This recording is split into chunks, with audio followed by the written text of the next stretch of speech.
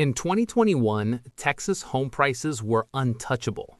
Buyers were waiving inspections, waiving appraisals, writing actual love letters to strangers just for the chance to buy a house. People were flying in from California, making cash offers sight unseen, and driving prices so far up that lifelong Texans couldn't afford to live in their own neighborhoods anymore. Everyone said Texas real estate was a guaranteed win. No matter the city, no matter the price, just buy. You can't lose. Here's the thing about you can't lose. You can. Right now, in 2026, home prices in 10 Texas cities are not cooling. They are not gently correcting. They are crashing. And the gap between what people paid and what their homes are worth today is widening every single month. This isn't about Texas being a bad place to live. Texas is still one of the strongest economies in the country. But the market ran too far too fast. And right now, reality is collecting what hype owes it. 10 cities, real numbers, and the story underneath the story that nobody in real estate wants to say out loud. Number 1 on this list was the hottest real estate market in America just 4 years ago. It is now officially the slowest in the entire country. Stay for that one. Here's the statewide picture first, because context matters.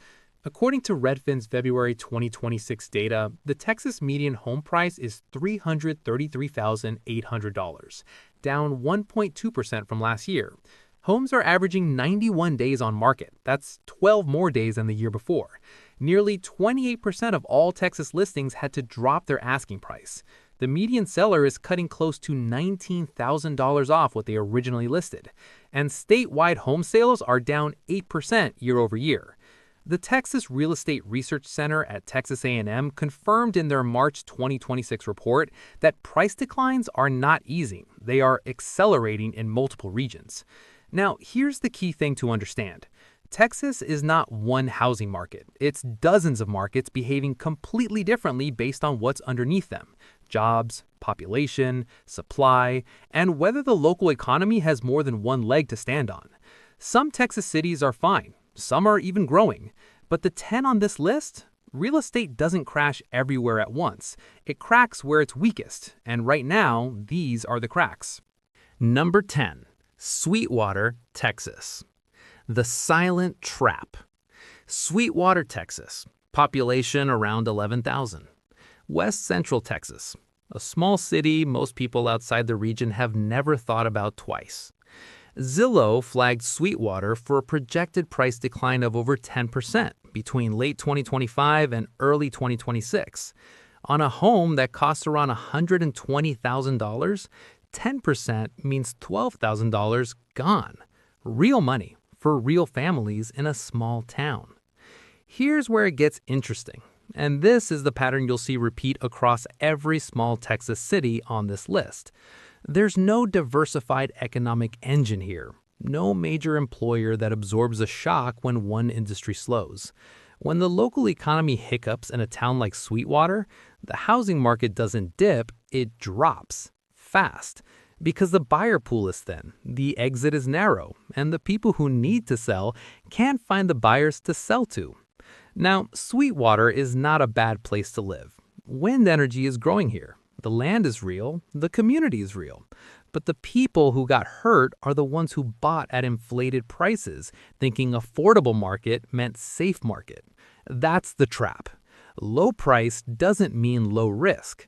In a small town with one economic driver, low prices just means it's cheaper to get stuck. Number 9. Raymondville, Texas. The forgotten crash. Raymondville, Texas. Deep South Texas, Rio Grande Valley, an agricultural community that almost nobody outside of the region is writing about, and the housing market quietly in freefall. Zillow projects double-digit price declines for Raymondville heading into 2026. The math here follows agriculture. When crop prices are up, local incomes hold. Housing demand holds. When output slows and seasonal work dries up, the buyer pool shrinks. And in a small market, a shrinking buyer pool doesn't just soften prices, it collapses them. But here's what nobody's talking about. Some of the people who bought in Raymondville in 2022 and 2023, when Texas real estate was surging everywhere and every market felt like a smart bet, are now holding mortgages worth more than their home's current market value. That's not a correction. That's a consequence. And the fact that it's happening in a small South Texas town with zero national coverage doesn't make it any less serious for the families living through it. The market didn't betray those buyers. Their assumptions did. They assumed that because every Texas market was moving, every Texas market was equally safe. It wasn't. Number 8. Big Spring, Texas. The boom-bust victim. Big Spring, Texas, West Texas, Permian Basin, and one of the most predictable crashes in the state, if you've been paying attention to how energy towns work. The cycle runs like this. Oil prices rise, workers flood in, housing demand surges, prices peak, oil prices fall, workers leave, demand collapses, prices drop. Then it starts over. Big Spring has been through this loop multiple times in the past 2 decades. Right now, we are in the fall phase. Zillow projects over 10% price decline for Big Spring heading into 2026. On a $150,000 home, that's $15,000 that doesn't come back quickly. But here's the part that doesn't get enough attention, and this is where the investor mistakes pile up. A lot of outside money came into small West Texas towns during the boom, chasing cheap prices and energy sector optimism. Investors who had never set foot in Big Spring were buying rental properties based on spreadsheets and Zillow estimates. No local knowledge, no understanding of the cycle, no exit strategy for when oil slows down. Those are the people taking the hardest hits right now. Not because Big Spring is a bad market forever. It will recover when energy does. But because they bought a boom cycle market without accounting for the bust that always follows it. The boom-bust cycle doesn't care about your 5-year plan. Number 7. Alice, Texas. South Texas, Jim Wells County. And the city on this list that destroys the most common assumption in real estate. The assumption, it's an affordable market, so there's not much to lose. But that's not even the worst part. The worst part is that Alice is seeing prices fall even at the low end of the market. Homes in the $100,000 to $150,000 range, which means this isn't a correction happening above some price threshold. It's happening across the board, ground level. Zillow projects another double-digit decline for Alice by early 2026. And here's why the affordability argument fails. When mortgage rates sit above 6%, even a $130,000 home carries a payment that strains a budget.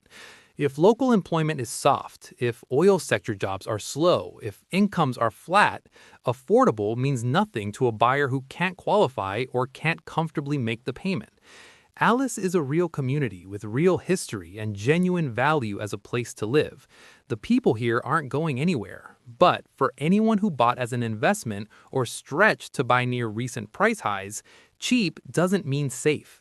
In a thin market with limited demand, it just means cheaper to lose. Here's where it gets crazy. Every city so far has been a small town, an oil town, a rural market.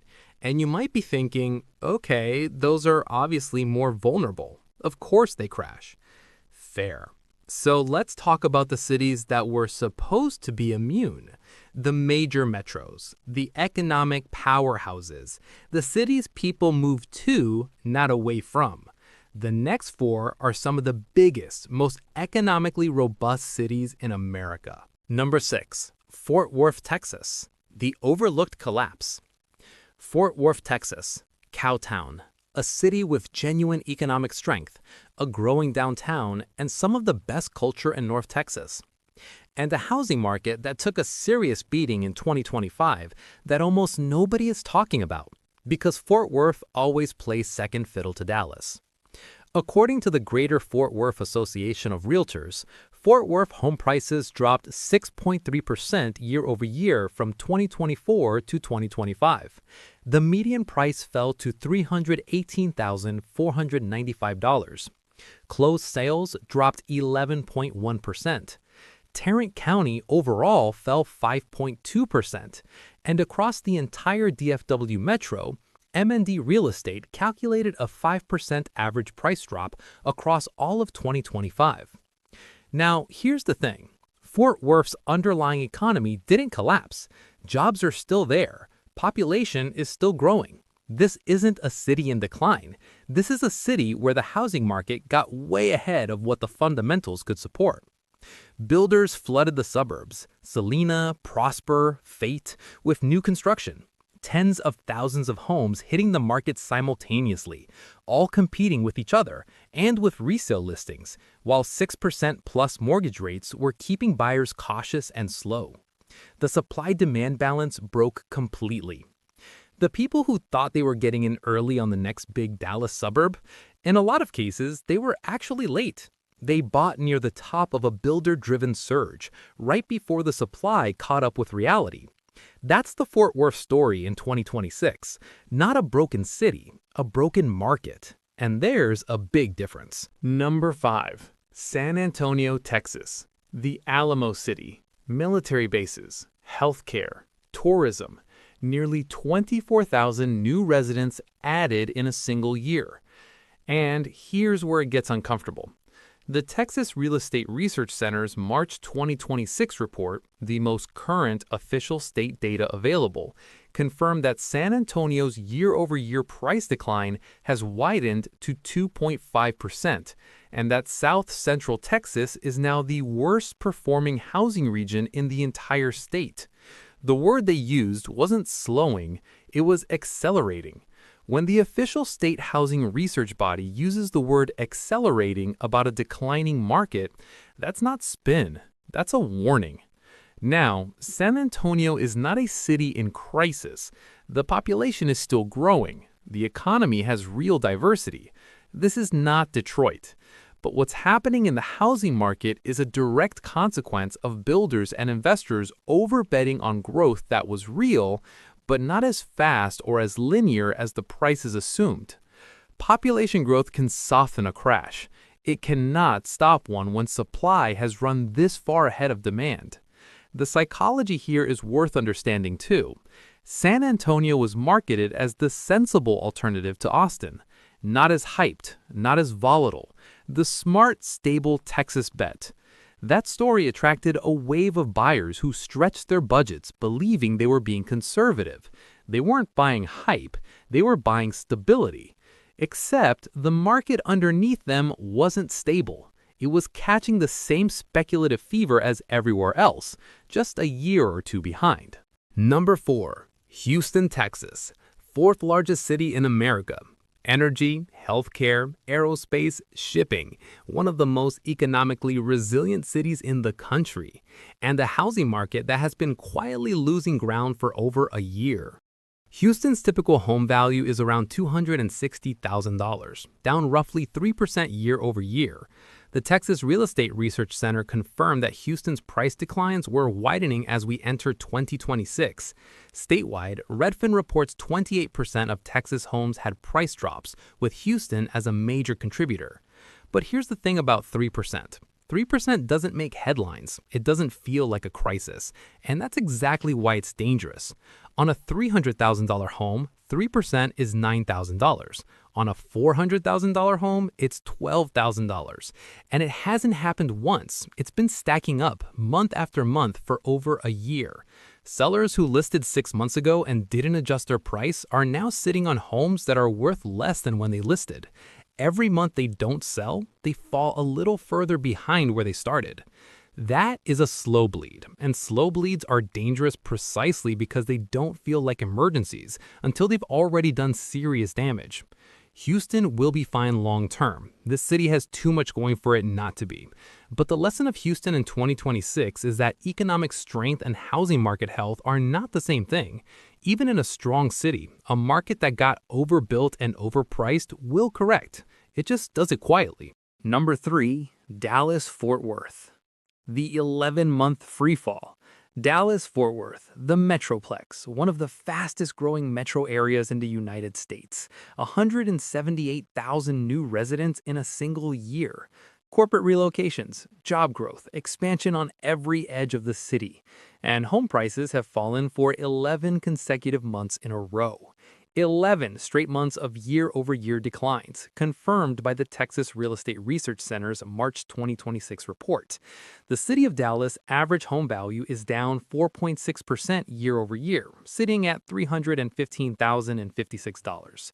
The broader DFW metro median fell from $398,000 to around $375,000, $23,000 off the median price. M&D Real Estate calculated a full 5% average decline across the entire metro in 2025. But here's what's not just a statistic. It's a psychology lesson. The suburbs that got hit hardest are the ones that were most hyped. Prosper, Salina, Fate. These weren't just neighborhoods, they were a narrative, the future of Dallas, master-planned perfection. Builders ran with that story and put up tens of thousands of homes. Investors ran with that story and bought in expecting quick appreciation. The narrative was real enough, the growth was real. The problem was the pricing assumed everything would go right forever at the same pace. And the moment mortgage rates stayed high and buyer demand softened, all that new supply had nowhere to go. Now sellers in those suburbs are competing against brand new homes being sold by builders who can afford to cut prices. Resale owners can't win that fight without cutting too.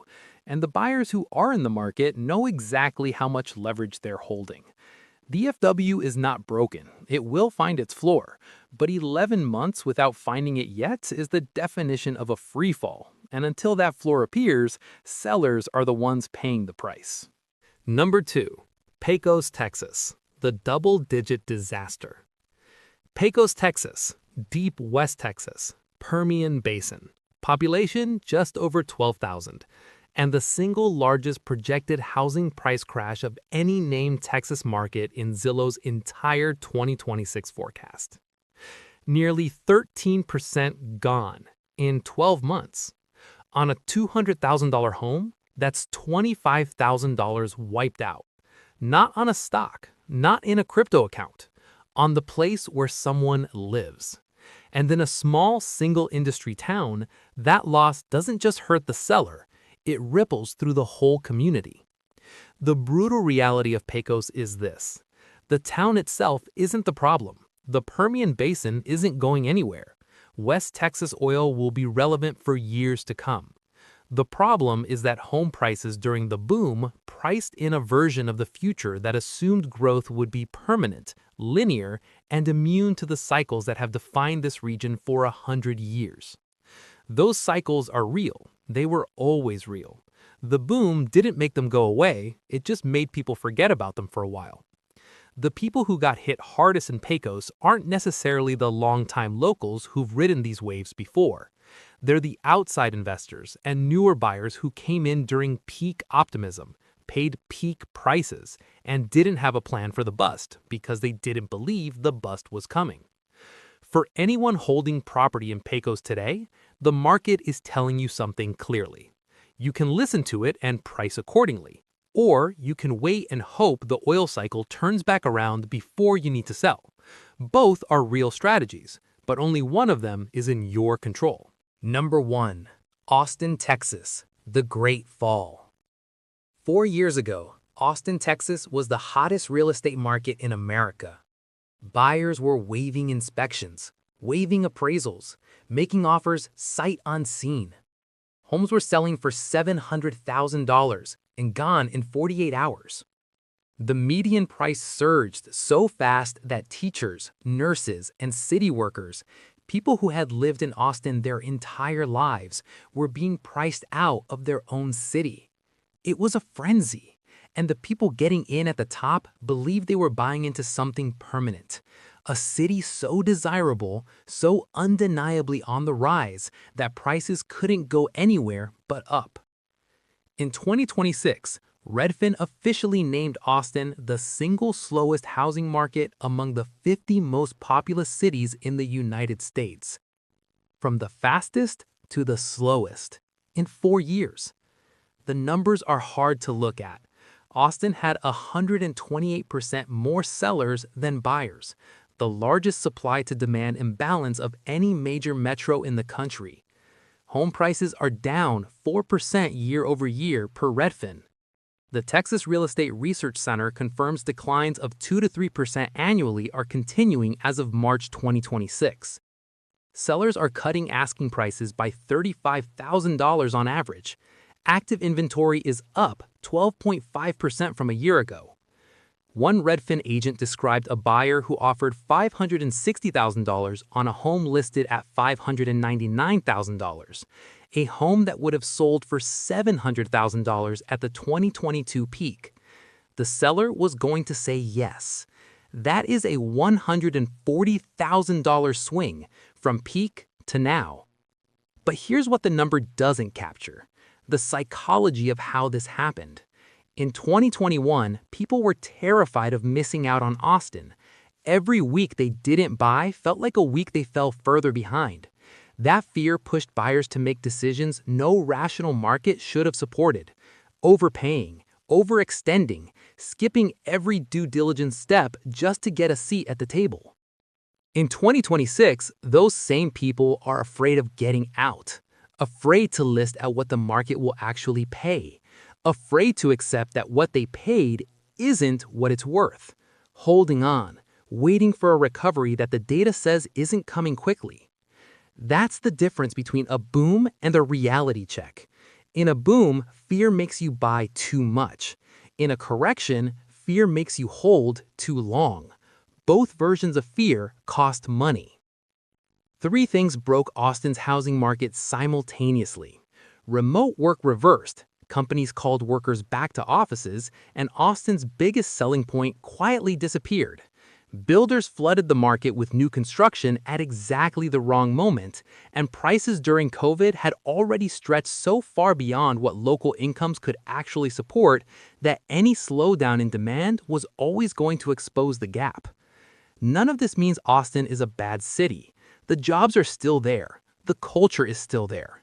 The people who genuinely love Austin and want to build a life there, this market is the best opportunity they've had in years to actually afford to do that. But for the investors, the speculators, and the buyers who chase the narrative at the top and are now waiting for the narrative to save them, the market has moved on, and it doesn't wait. 10 cities, and one pattern underneath all of them. The markets that crashed hardest weren't the ones with bad economies or bad fundamentals. They were the ones where prices ran furthest ahead of reality, where hype became the justification, where everyone's moving here became a reason to skip math. Real estate doesn't crash everywhere at once. It cracks where it's weakest, where the gap between price and underlying value got widest. That's what these 10 cities have in common: not bad locations, overextended markets. And here's the thing worth sitting with. In 2021, people were afraid of missing out. Every delay felt like a loss, so they paid whatever it took to get in. In 2026, a lot of those same people are afraid of getting out, afraid to sell at the number the market is actually offering, because accepting that number means accepting what it costs them.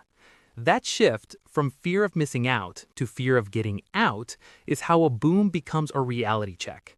And it's playing out right now, in real time, across 10 Texas cities.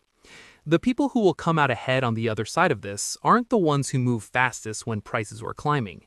They're the ones who understood what they were buying, knew what it was actually worth, and didn't let the noise in either direction make the decision for them. That's not a real estate strategy. That's just how you avoid getting caught on the wrong side of a market that forgot it had limits.